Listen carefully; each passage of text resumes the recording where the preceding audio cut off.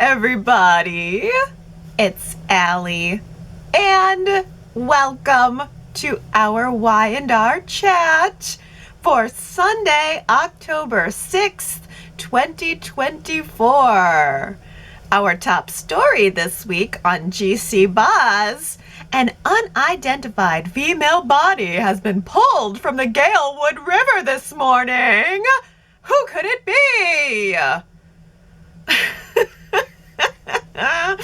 And what poor fisherman had to deal with that?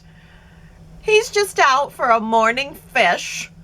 Ho-hum, fishing in the morning. Oh, will you look at this? It's a dead body. Say, isn't that attorney Heather Stevens Williams? Because isn't she the daughter of the former chief of police, Paul Williams? Yes, she is. A very recognizable figure in this town from a very recognizable family in this town. And one of the oldest families in our town. The Williams family's just poof, gone away, really. Both of Paul's children now dead, slain. And Daniel had the very unfortunate job of telling Paul over the phone. Well, I am sure that we are going to be seeing Paul rushing around the corner any day now. Not. Oh, man. More bad news for fans of Paul.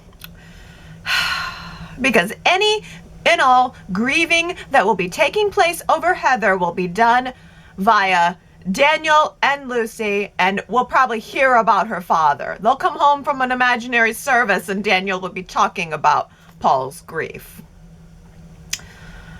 Well, I want to back up to the beginning because this week has had a lot of developments. Just as Daniel was starting to wonder where Heather had gone to, Sharon sent a text message from Heather's phone saying, "Hey, it's Heather. It's definitely me, Heather, and not anyone else but me. I just need to get away for a while. Don't feel like you need to ask any questions or anything. I'm just going to be gone for a little while." And Sharon apparently sent that message to Paul too, and everyone bought it. No questions asked. Daniel was confused, but he bought it. But that didn't last long because the cops called him on his cell phone, as cops do. They tell him to come down to the morgue. Feel free to drive as dangerously and in panic as possible. Come down to the morgue driving recklessly to identify the body of your presumably dead girlfriend.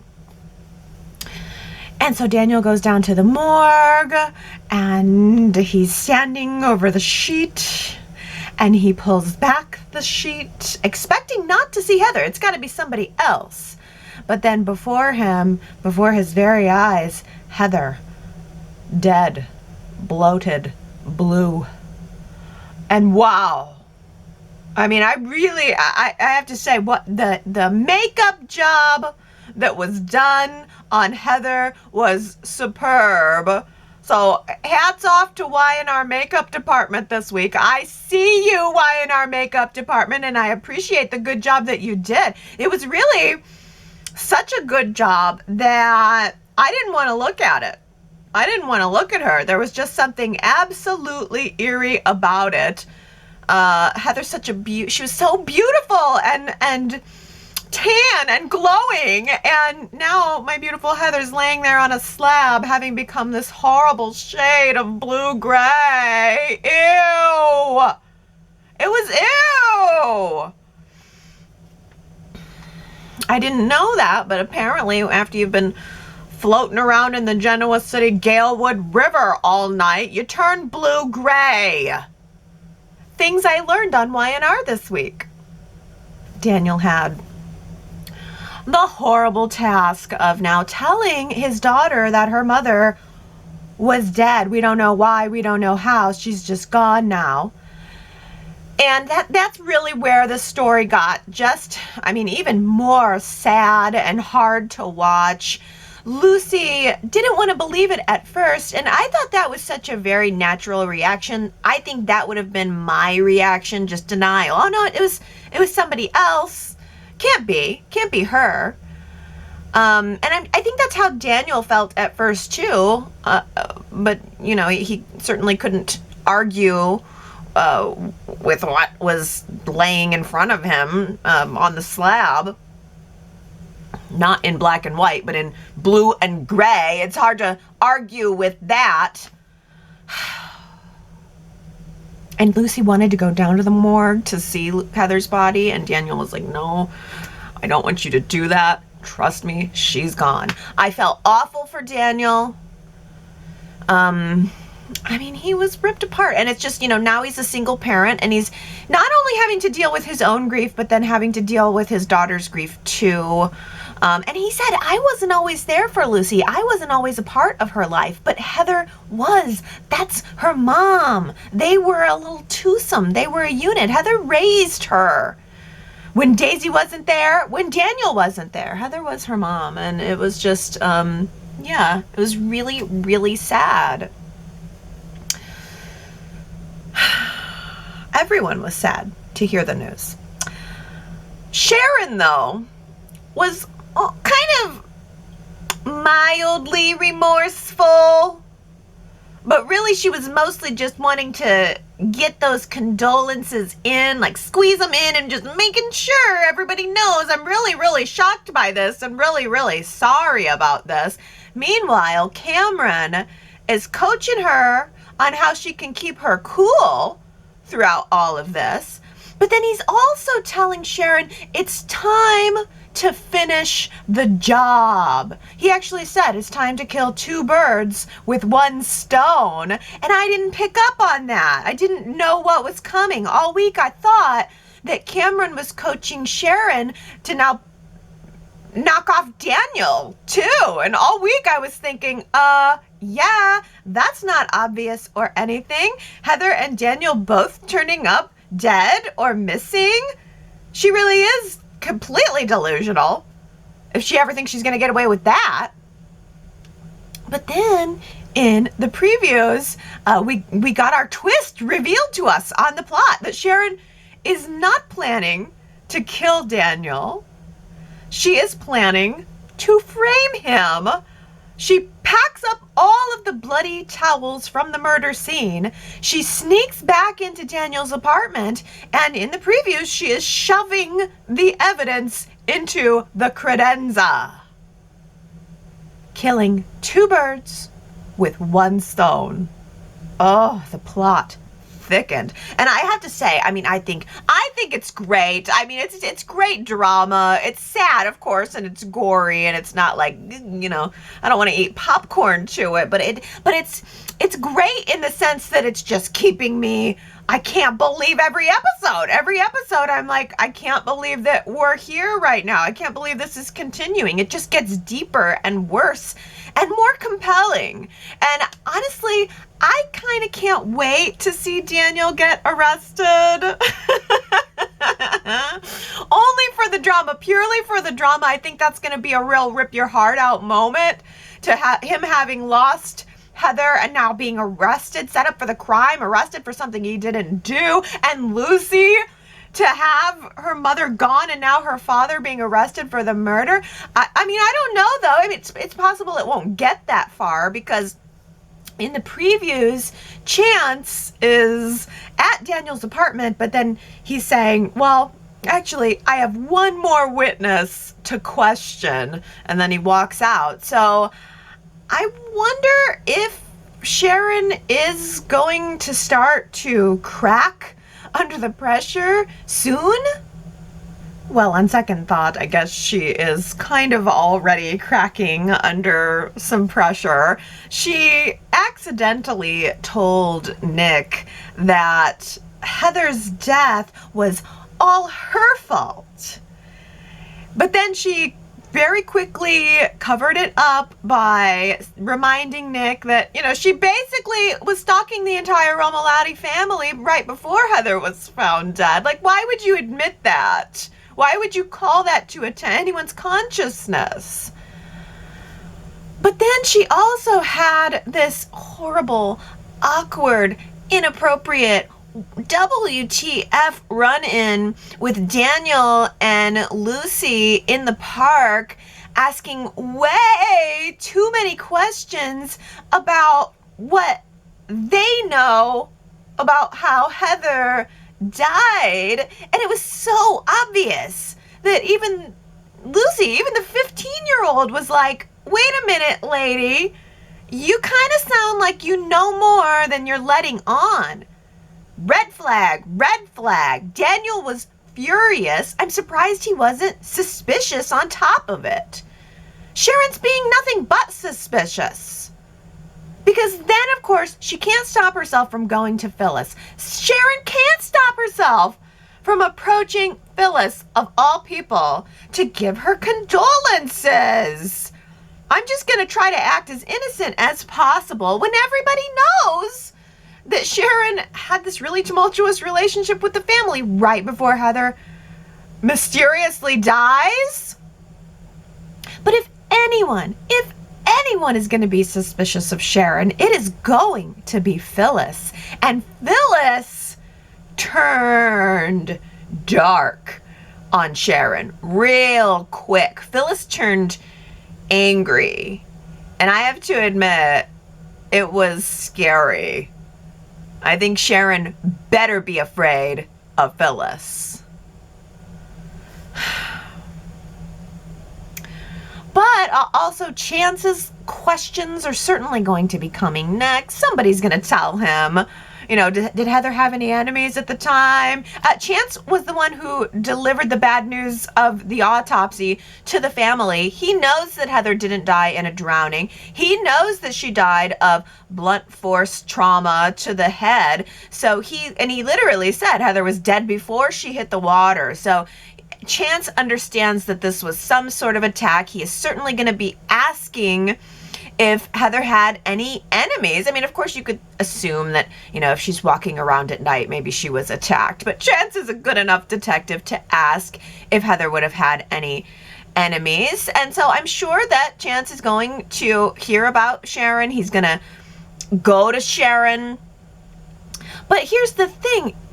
If Sharon is taking her medication, and supposedly she is taking her medication. We saw her take a pill. We've seen her take a pill here and there.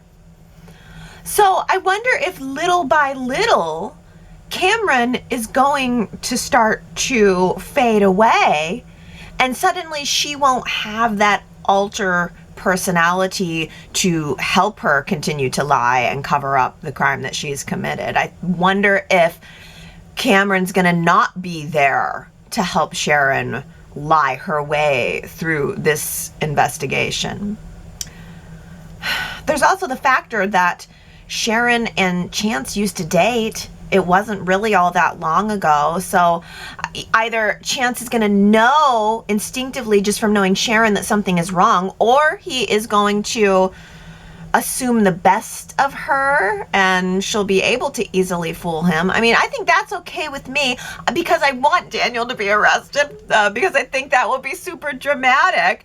But I also think that we are in the process of seeing Sharon's dark side start to subside. I mean, I know that doesn't look like that from the cliffhanger, but probably by next week, if she keeps taking this medication, I think we're going to start to see her dark side subside, and I think her good side is going to start to grow stronger, and then she is either going to end up getting caught or she is going to confess. But eventually, of course, Sharon is going to be arrested. They're going to go through her things. They're going to find Heather's phone. And once Heather's phone gets confiscated, I just wonder if the investigators are going to be able to uncover some kind of video footage. Maybe Heather pushed record on her phone. If she had her phone in her hand, that would be the smart thing to do.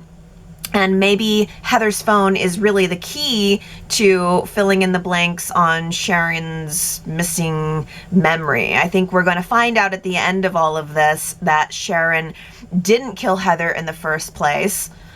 Something else happened. I don't know what, but Sharon is innocent of murder. She just only, disposed of the body. Phyllis is going to become a fire-breathing dragon when she finds out what Sharon has done. I mean, this is going to have long-term implications, because even after Sharon thing's resolved and, months and months and years from now, we're going to move on to other stories, but Phyllis is never going to let Sharon forget this, ever. I love all the Phyllis we're getting right now. She is going through her own grief right now. Seeing that her son is going through this, seeing what her son is going through, and her granddaughter, who calls her Phyllis, by the way. Did you notice that? This week, Phyllis shows up at the apartment to comfort and support Daniel and Lucy. Lucy comes around the corner, sees her grandmother, runs into her arms and says, "Phyllis." Oh, I love that. I love that. Phyllis is nobody's grandmother, okay? She's just Phyllis. She's barely even anybody's mom. She's just Phyllis. And, Phyllis has Nick to be there for her. But honestly, I don't think that Nick and Phyllis are seeming as close these days. Phyllis seems way more close with Billy. And in fact, it was Billy who she sought out on Friday, collapsing into his arms in tears. So I wonder if, through all of the stress that's going on in both Billy and Phyllis's life, if they're going to start to develop feelings for each other. And maybe it's going to happen right as Billy and Sally start dating. Billy has just asked Sally to the homecoming dance. As Phyllis shows up in tears. So, I think that the Phyllis, Billy, Sally love triangle seems more likely to me at this point than getting into a Phyllis, Nick, Sharon triangle. I don't think love and romance is anywhere in the near future cards for Sharon. We are just not going there. I feel like this is new. I feel like Billy, Phyllis, Sally seems written in the stars. But I'm sure that Phyllis is going to throw herself into her work as a way of dealing with her grief. Because ultimately she is all in with Billy. She has this incredible camaraderie with Billy. So I really don't know how Lily and Victor think that they are going to somehow use Phyllis to get information on Billy. Victor and Lily had a meeting this week and they discussed that as being the new plan. I don't know. Victor just sits there week after week, letting other people do his dirty work, having absolutely no intention of giving them what they want, He did it this week with both Lily and Kyle. Go ahead, bring Victor the info that he wants, but then turn around and wait for your backstabbing. That's how it goes.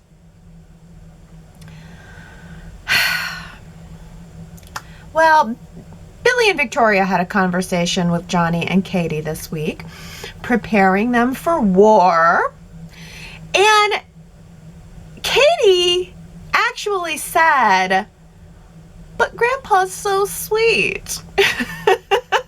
I can't imagine him going after anyone. Aww, that is adorable. Young Katie. Young, naive Katie. Okay, well, but since you and Johnny are going to be sticking around, be sure to keep your eyes peeled, because you're about to get a lesson in ruthlessness. That should be a treat. That right there is a reason to stay around Genoa City. Yeah, I mean, Victor only cares about other people to the extent that they don't get in the way of what he wants. I just don't think it ultimately really matters whether you're family or not. It's just, you know, Victor's way or the highway. But I guess it's at least helpful for Billy that he knows Victor is coming after him. And, you know, I think that Billy actually has a pretty good idea here, because he knows that Victoria wants to avoid a war of the family between Billy and Victor, and he knows that Victoria is willing to help him, because we saw Victoria coming to Billy against her father's wishes and offering the buyout. So I thought it was actually pretty smart of Billy this week to say that he is planning to use that sympathy. Maybe he's planning to use Victoria and her feelings for him to help, I don't know, to at least to his advantage. That's what he told Phyllis this week, and that's what he told Jack, just that he's going to try to use Victoria's concern to his advantage. I don't know exactly how, but it could be interesting. It will be interesting to see how Victoria responds to it, because she did already apologize to Victor. She went right back to Victor and apologized to him for, you know, for going against his wishes, and she promised Victor not to make that mistake again. So it'll be interesting. I think that we have a little game of cat and mouse going on here between Victor and Billy, and Victoria is stuck right in the middle. I do have to say that I really appreciated Jack's advice to Billy using nautical references. He said something like, Chancellor Abbott isn't a small speedboat. It's a big ship, and it needs a steady hand. I mean, I liked it. I can't replicate it because I'm not a nautical gal, but they were really well-written lines, and I thought that it was a very powerful scene between Jack and Billy. I liked that a lot. And I also like that Jack really is in the best position here to give Billy advice about warring with Victor. I mean, Jack has spent half his life warring with Victor, and I think he knows a thing or two. It's time to share that knowledge. But Billy isn't listening, you know. Kyle isn't listening. It's like everyone in Jack's family is involved with Victor in some different way, and Jack's warnings or advice or anything he has to say is just going on deaf ears. And on top of it, Jack and Diane are suddenly snapping at each other all over the place, seemingly out of nowhere and for no real good reason. Diane was snapping at Jack over Billy, like, let's stay out of Billy's drama. I don't want to have anything to do with it. And of course about Kyle, Diane has decided that it's time to fill Kyle's position. And Jack says, no, that's not going to help us get back together with our son. So, I mean, Jack and Diane are in opposition about both of those things. They're snapping at each other again in the previews for next week. And Diane is telling Jack that he just has never really accepted that she has changed. funny, she is insisting that she has changed right as she's starting to act like the old Diane. She even had a cat fight with Audra this week, which Jack had to peel her away from. I don't know. Now Audra is a free agent, and I almost wonder if Diane is going to decide to put her personal feelings aside and hire Audra to fill Kyle's old position. Well, this week, of course, Kyle decided to steal secret Jabot product development information, and he handed it right over to Victor. And Victor rewarded Kyle by firing Audra. So, I don't know. Maybe Audra will turn right around and go to work for Jabot, because the best way to fight fire would be with fire. Well, I, for one, am glad that Victor fired Audra. That's right. I'm glad he did it. I feel that Audra's passion and talent was going unrecognized at Glissade. Audra was the only one who actually cared about Glissade, and she's the only one who actually made me care about Glissade. Audra had the vision for the new skincare product line. Audra had the vision for helping women love the way they look for themselves. Kyle only cares about Glissade for how it can help him stick it to his family. And hey, if that's who Victor would rather work with, so be it. Who cares?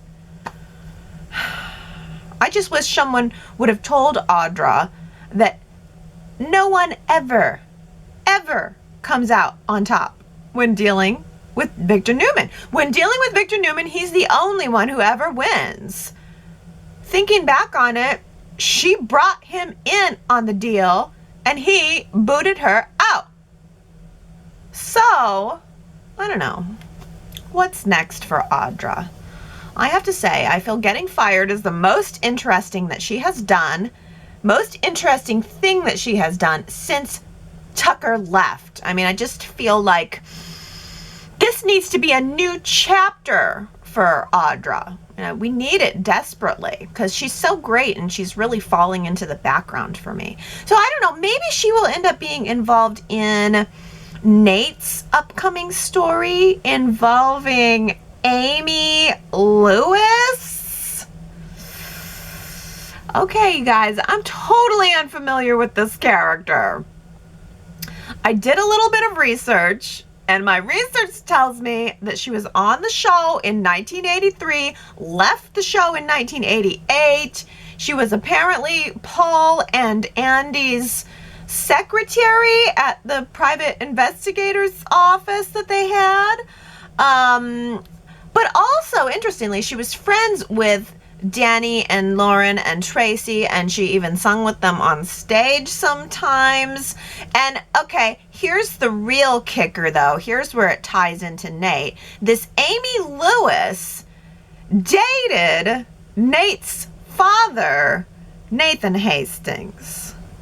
So, okay, I'm intrigued. Maybe Amy will end up bringing us some new information about Nate's father. Who knows? Maybe she will even end up revealing that he's somehow alive after all. Till death do us part. That was our quote from last week. And of course it was Heather. She was talking to Daniel pretty much during their last conversation. They were apologizing for having fought and then talking about, you know, till death do us part, they're together.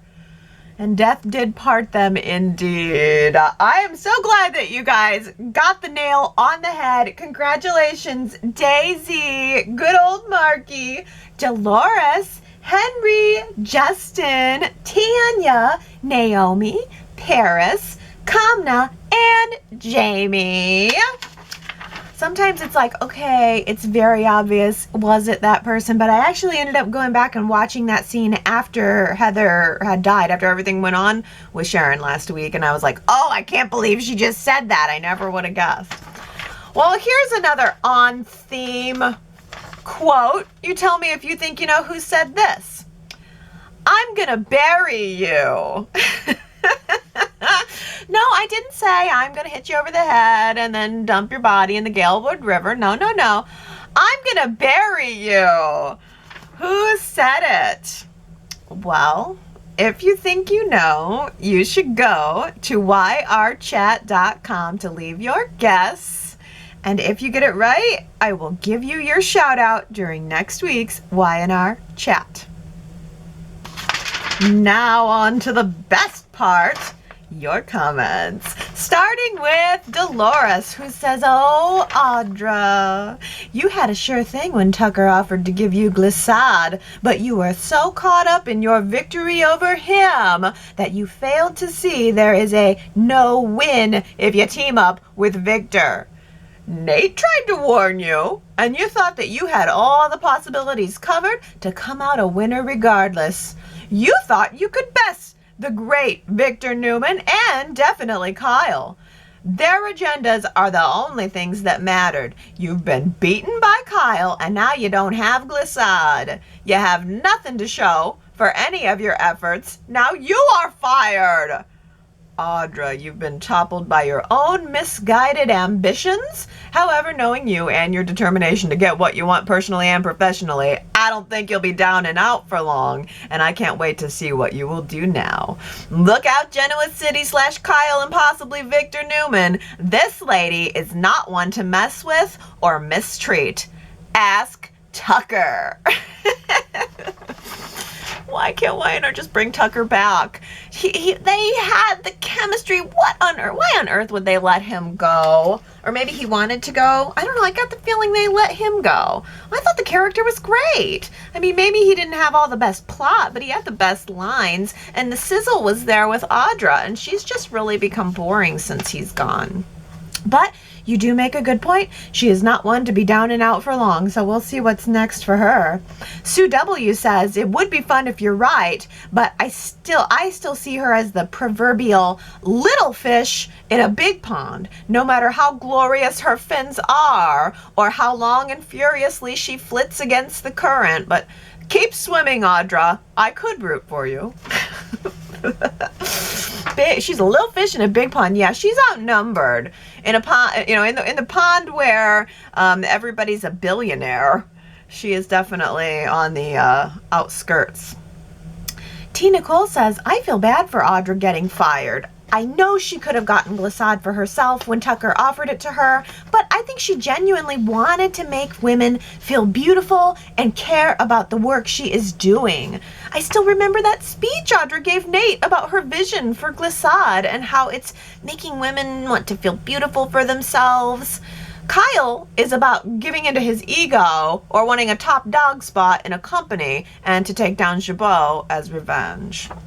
Yeah, that great scene against the pink background, and she wanted to take that color and make... That's the kind of stuff I miss about Y&R. There's a product here, there's a vision, there's a passion. She wants to make makeup. She wants that shade of that sunset inspired something in her. It made her passionate, and that was a beautiful thing to watch.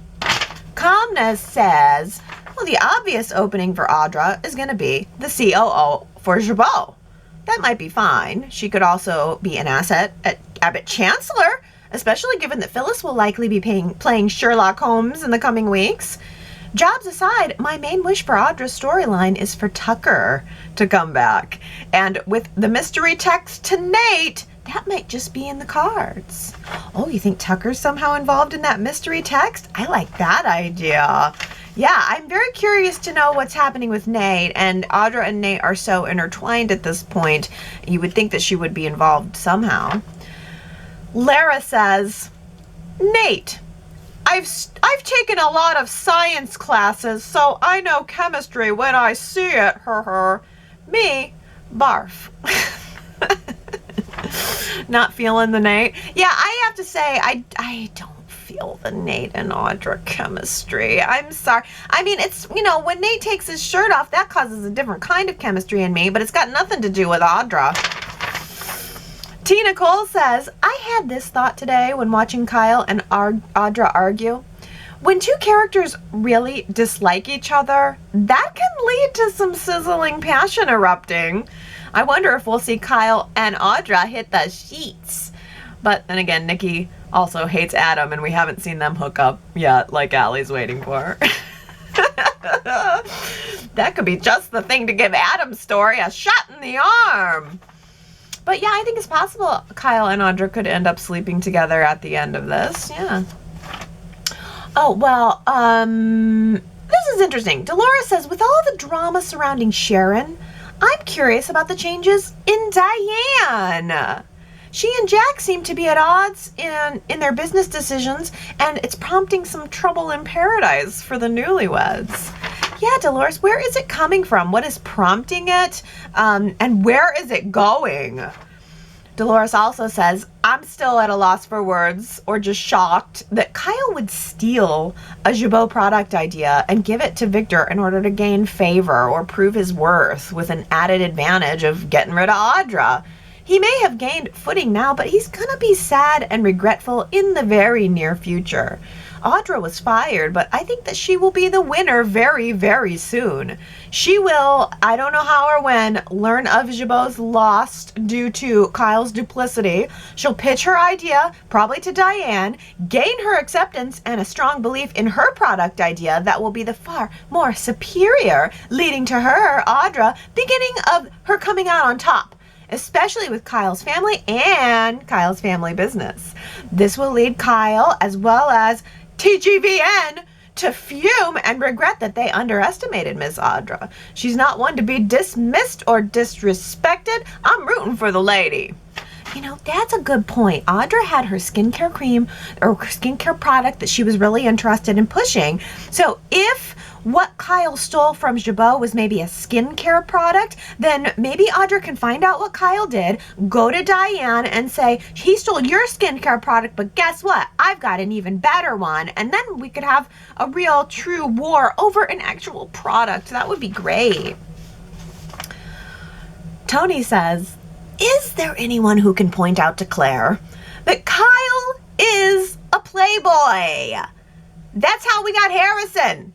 There was Summer, Eden, a flirtation with Phyllis even, Summer on and off, Tara, Audra, Lola, and the on-display scenes at the dive bar. You know what, Tony, that's a great way of describing Kyle. Playboy. I love that. And it's like, I get tired of Kyle. It just feels like Kyle's going, is Claire going to find out that I'm a bad boy or whatever? And, you know, and Claire did have a chance this week to say, hey, I mean, I know what I'm doing here. I need to see more of that from Claire. But I think it's, you know, maybe it would be helpful if somebody could point out to Claire that Kyle actually is a playboy. I mean, like father, like son. Well, Victoria says, that must have been some great quiche today. Victor was mumbling as he savored every bite of it. Glad I had my closed caption on so I didn't miss a word. I didn't have any trouble hearing him, but I guess I do kind of appreciate that he really goes for the food. I just think the actors got razzed for that for so long, of just pretend eating and pretend drinking. And so I appreciate anytime the actors actually go for it, but you had trouble him understanding his lines, though. That's interesting. I wonder if anybody else had trouble with that. Connie says, I thought it was an interesting exchange between Billy and Victoria as they were trying to explain Victor's business persona to their kids. I think Victoria needs to wake up and stand up to her father, or she will lose the respect of her children. The kids are spot on. You can't say family is everything and then undercut family in a business deal that you don't need. You just want to lord it over others. Victor's hate for Billy is going to hurt those kids, and who is going to make him see the error in hurting Billy? I liked the point that was made during that meal that Victor doesn't need this business. He doesn't need this. He wants this. It's all based on his want and his way. But then Victoria argued back and said, well, that company was left to him and he has a right to try to get it back. Well, no. Or he sold it and it's gone and he should live with it and move on. Oh, Kamna says, I'm a hardcore Adam fan and I don't understand what the writers are doing to him.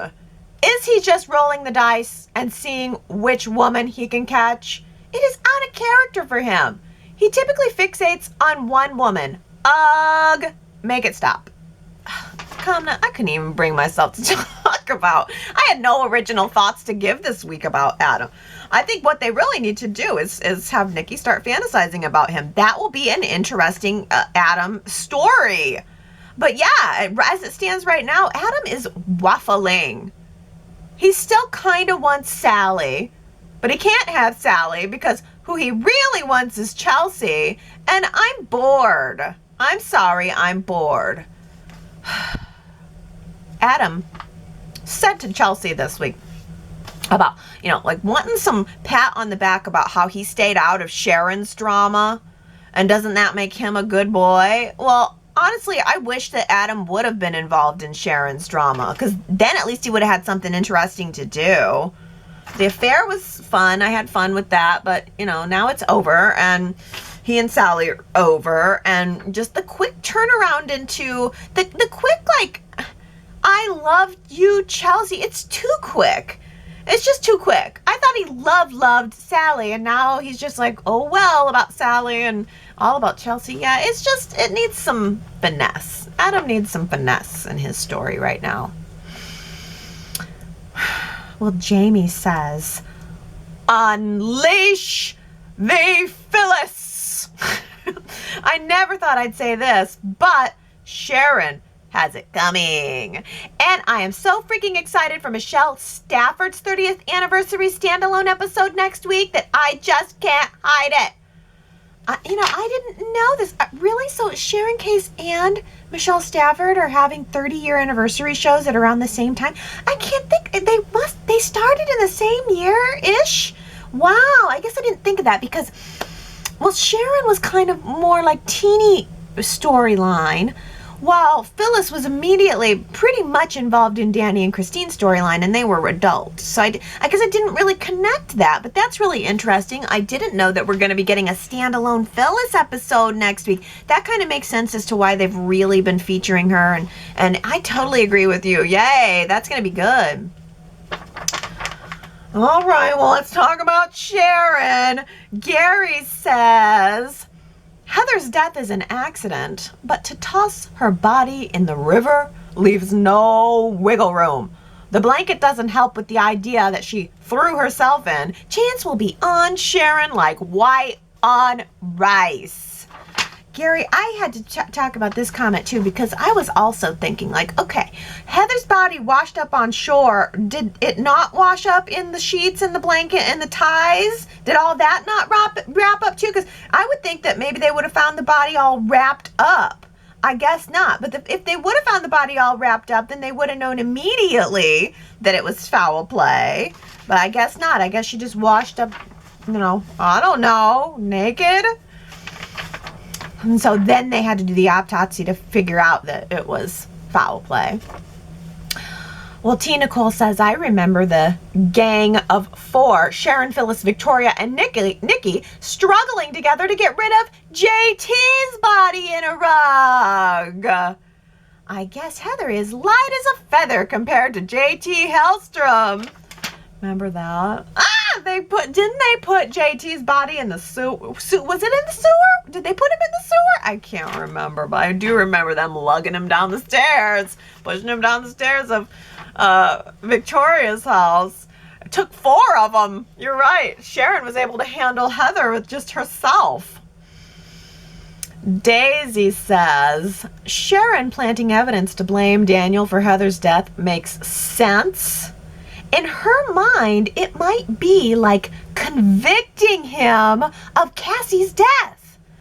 I hope, though, that Chance figures out that Daniel was not involved, particularly since he was out and about with his daughter. Oh, yeah, a sentence for Daniel is more for Sharon, like a sentence of Cassie's death. Yeah, that's a great connection to make. Also, great connection that Daniel has an alibi for the time that this would have happened, right? Well, hey, Sharon W. says, I have to say I am not enjoying the Heather story at all. In fact, I am hating it.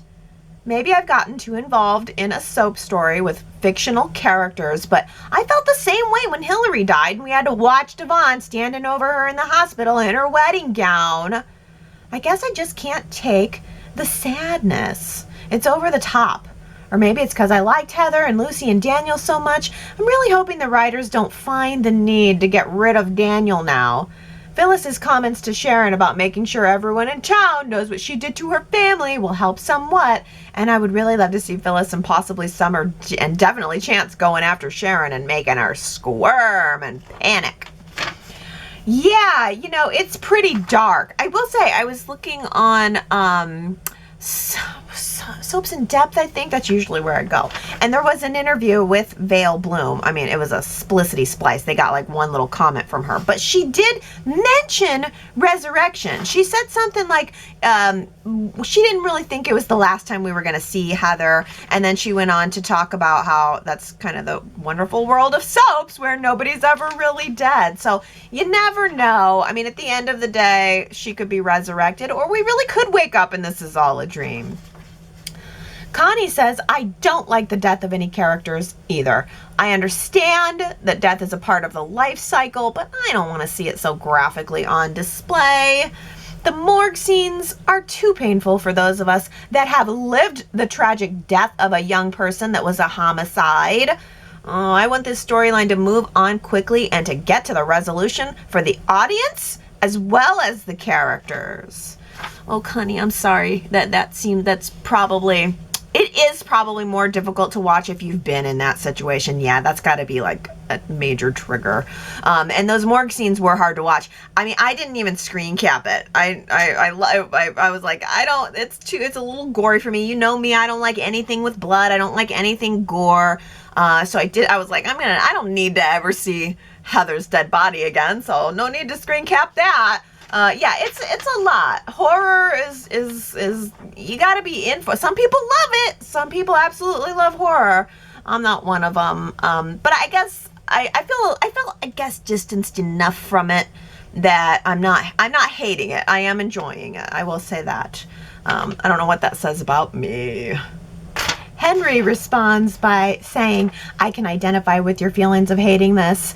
I too sometimes get too involved with a storyline and it may cause me to have feelings of sadness. But what gives me comfort is when I see the characters off screen on Facebook or possibly a TV commercial all together, alive and well, or maybe as guests on The View, The Talk. That brings me to the realization that, wow, it really is only make-believe. So in this case, I have to keep in mind that Heather, in real life, is not dead. Now, there are some exceptions in terms of a character most definitely when they are deceased in real life. Christoph St. John, Neil Winters comes to mind. But anywho, Sharon W., hopefully the storyline will take an unexpected turn for you and you'll feel better. I totally agree with you. The storyline is over the top. Henry, that was a very nice response and very realistic too. Brent also says, guys, I'm struggling with the Sharon storyline. I enjoy it as drama, of course, but it's horrifying. The villainry goes far beyond Victor Newman and the Brussels sprouts. Sharon isn't supposed to be the villain, is she? I'm pretty sure I will always be rooting against her now. Yeah, maybe it's going to be hard for some viewers on the 30th anniversary of Sharon being on the show. Maybe it's going to be hard for some viewers to ever unsee this. I think because probably because of Y&R Chat, I move on from stories pretty quickly. I know that I won't be thinking about this in a year. I'll look back on it and I'll be like, remember that? But I think I'll be able to move on. But I know not everyone will. T. Nicole says, I know Sharon killing Heather and wanting to kill Daniel's bad, and I know it'll eventually be brushed away because of her mental illness. But as time goes on and a new story starts up, we end up loving these characters again. It almost feels like everyone on the show has killed someone or helped cover up a death at some point. Sharon just needs some time in Fairview and she will be not that person anymore. Look at Claire. In just a couple of weeks at Fairview, Claire is now your perfect role model of a goody two-shoes. Oh, T. Nicole, that is a good analogy. Yeah, Claire was pretty dark. She spent a couple weeks at Fairview and boom, now she's like on the complete other end of the spectrum. Sue W. says, all integral long-term soap characters eventually get absolution from anything. It's the short stint characters that face the long-term consequences. I expect in a year from now or sooner, we'll see a clear-headed, hotter than ever, oops, I was a murderess, Sharon, back to blithely sprinkling her sexy and smarts all about Genoa City, and finally embroiled in a long overdue new romance. Hopefully renewed with Nick would be my druthers. Well, yeah, I mean, you have to admit, Sharon is doing all of this in style. Did you see the leather pants? Sharon Case loves leather pants. And I thought it was very fitting that in her week post-murder, she decided to just pop those on. Just because I'm going through hell on the inside doesn't mean I shouldn't look fabulous on the outside. Shelley says, I'm remaining hopeful that somehow, some way, Daisy was involved in Heather's murder. Crazy Daisy would absolutely have motivation to get Heather out of the picture. I can't see how Sharon will get away with this, even in Soapland. It's one thing to murder Cameron Kirsten in self-defense, bad man, yada yada. It's another thing to murder an innocent woman, wife, and mother to a young teenage daughter. I know characters redeem themselves all the time, but this will be a really tough one for me, especially after we witnessed poor Lucy's reaction to Heather's death. So my hope is that Daisy made her way back to Genoa City and somehow ended up involved in the scene at the apartment. Sharon's blackout has got to play a role in this somewhere. What happened while she was out? Did Sharon really lift and hoist that body everywhere all by herself, or did she have help? Help that she doesn't remember having? Daisy's help? One can hope. I mean, absolutely anything's possible. If Sharon is truly in Cuckoo Bananas land and she is seeing Cameron Kirsten, then who's to say she's not seeing someone else? Or that there's someone else there that she's not fully processing. I mean, they can go any way with this. And also, by the way, you know I love the idea of Daisy coming back. And also, by the way, it's worth noting that 41% of Y&R chatters do think that this will turn out to be a dream. Could be. I don't think it's totally ruled out yet. But here's a fun theory by Daisy. Not crazy Daisy, but Y&R Chat Daisy, who says, Sharon has been making everything about her. So I'm wondering if that's because she is unconscious and has been dreaming of conversations that involve Heather dying. Maybe Sharon pushed Heather down, blacked out, Heather got up, ran away, got some help for Sharon, and she's now in the hospital in an unconscious state being assessed by a team of specialists. Yeah, I mean, I still really think it's possible. I think that would be an interesting twist. Just all a dream. Ooh, would the viewers be happy or really ticked off if it turned out to be all just a dream? Oh, guys, Robin says, Paul back in town could be interesting. New actor, I would think. And Henry says, I would love to see Paul back, even if they bring back a new actor for that role. Well, this is a poll-worthy question, and this is a big one. You better vote in this week. Would you support a recast of Paul's character if Doug Davidson cannot or will not return? You need to go to yrchat.com this week and get your vote in on this. Are you okay with a Paul recast? That's a big question, and I don't know how I'm going to vote. I got to think about that. I'm not sure if I'm going to be able to accept anyone else's Paul, but then at the same time, Poll! Okay, I'm gonna have that as food for thought. And I'm gonna end on this. I'm gonna pull out something that has been submitted in the complaint box and that I agree with. Brent says, I watch Y&R on Paramount Plus. Me too, Brent. And I watch it the following morning. And it has happened again. I am guessing the new season starts today. Suddenly, all the episodes from the previous season are deleted, which means I don't have the ability to watch Wednesday's episode. Okay, yes. So I think the new season of Y&R started, was it Thursday? It might have been Thursday. I think it's season 53. And now on Paramount Plus, they erased the previous season. You only can watch the current season of Y&R. So if you need to watch Wednesday's show on Thursday morning, well, tough. It's already gone because now we're into a new season. Now, I know this is a real first world problem situation, but come on. Y&R does absolutely nothing to give us access to the back catalog of shows, and now we can't even get last season the day after it ends? Someone take note of that complaint. Well, I mean, even if you can't get the last episode of Y&R, you know what you can get? Y&R Chat. Every single Sunday. Recaps, opinions, community, and the cookie question, the cookie debate rages on. It really seems like most people ultimately are okay with oatmeal as a cookie base. But I guess the question for you this week is, how do you feel about Sharon's muffins? I don't know. Personally, I wouldn't touch Sharon's muffins, knowing that those same hands had Heather's blood on them yesterday. All right, everybody. That's a wrap. That's a muffin top. That's the top on top of the muffin. The blood muffin. Ooh. Blood muffin. Oh, extra points to anyone who leaves a comment this week with the phrase blood muffin. That's so gross.